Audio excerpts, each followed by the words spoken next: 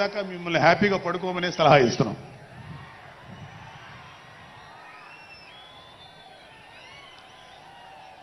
So ఆంధ్రప్రదేశ్లో పవన్ కళ్యాణ్ గారి యొక్క చొరవతోటి ఏర్పాడైనటువంటి ఈ కూటమి ప్రభుత్వం ఎన్ని చోట్ల ఎంత పెద్ద సక్సెస్ అయిందో, ఎంత 164 సీట్లు సాధించే దిశగా ఆయన ఎంత కష్టపడ్డారో మనందరికీ తెలుసు. అయితే మా అదృష్టం ఏంటంటే ఇక్కడ పిఠాపురంలో జరుగుతుంది కాబట్టి పిఠాపురంలో ఎలక్షన్స్ ఎలా జరిగినాయో ఒక 2 మాటలు చెప్పకపోతే, నేను పిఠాపురంలో పనిచేసి పిఠాపురం అభిమానుల యొక్క అభిమానాన్ని చూరగొన్న పవన్ కళ్యాణ్ గారికి, అలాగే పిఠాపురం యొక్క జన సైనికులకి పౌరులకి నేను కృతజ్ఞత చూపించినట్టు అవుతుంది. సో వాళ్ళ కోసం ఈ 2 మాటలు మాట్లాడుతున్నాం.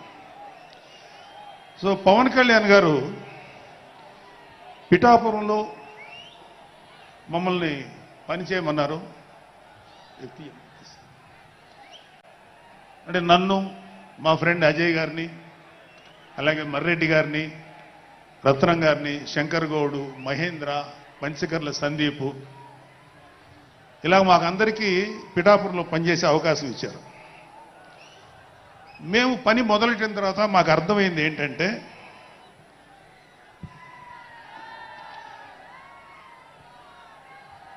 పవన్ కళ్యాణ్ గారికి ఆల్రెడీ ఇక్కడ విజయం ఖరారైంది.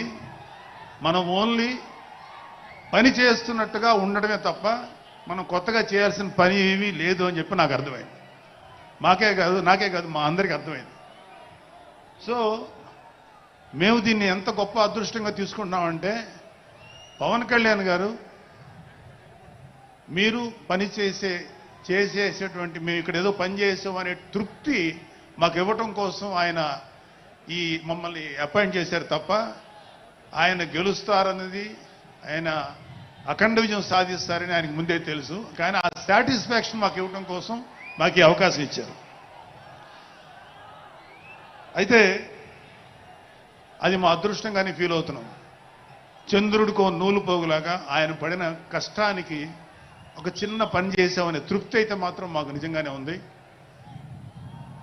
అయితే ఇక్కడ పిఠాపురంలో పవన్ కళ్యాణ్ గారు అఖండ విజయం సాధించడానికి 2 factors, 2 important factors.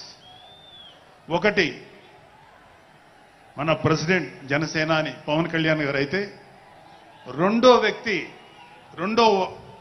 Factor, not వ్యక్తి, ఫ్యాక్టర్ పిఠాపురం జన సైనికులు, పిఠాపురం పౌరులు, పిఠాపురం ఓటర్స్. వీళ్ళిద్దరూ లేకపోతే మేము ఎంత ఏమి చేసినా ఏం ఉపయోగం లేదు.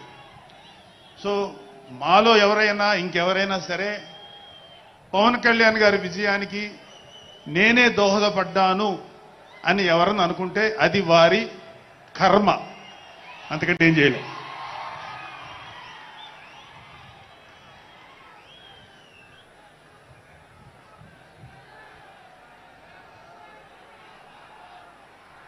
సో ఇక్కడ మన ప్రెసిడెంట్ పవన్ కళ్యాణ్ గారికి ఆయన గురించి చెప్పడానికి ఒక ఇంపార్టెంట్ విషయం చెప్పాలి.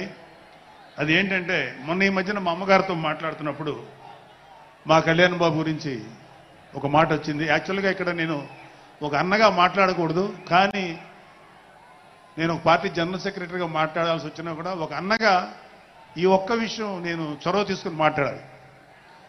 సో మా అమ్మని అడిగాను. అంటే ఆవిడ నాతో చాలా ఫ్రెండ్లీగా ఉంటుంది. ఆవిడ అడిగా, ఏదో మాటల్లో వచ్చింది, అమ్మ మమ్మల్ని, అంటే ఏ తల్లి అయినా ఒక ఆడతల్లి, ఒక స్త్రీమూర్తి బిడ్డను కనేటప్పుడు చాలా నొప్పులు పడుతుంది, అదొక పునర్జన్మ అంటారు. అలాంటిది నేను మా అమ్మని అడిగా, నేను పుట్టినప్పుడు ఏమన్నా పెయిన్స్ అనుభవించావమ్మా అని.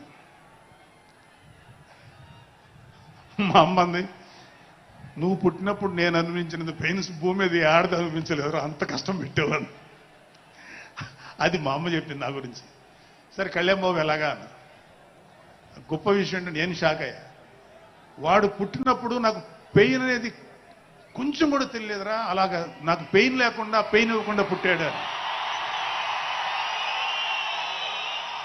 ఈ విషయం నేను కొంచెం షాక్ అయ్యా. అదేంటమ్మా కనీసం పెయిన్స్ ఉంటాయి కదా, ఏమోరా నాకు ఏమాత్రం పెయిన్ తెలియకుండా పుట్టాడని.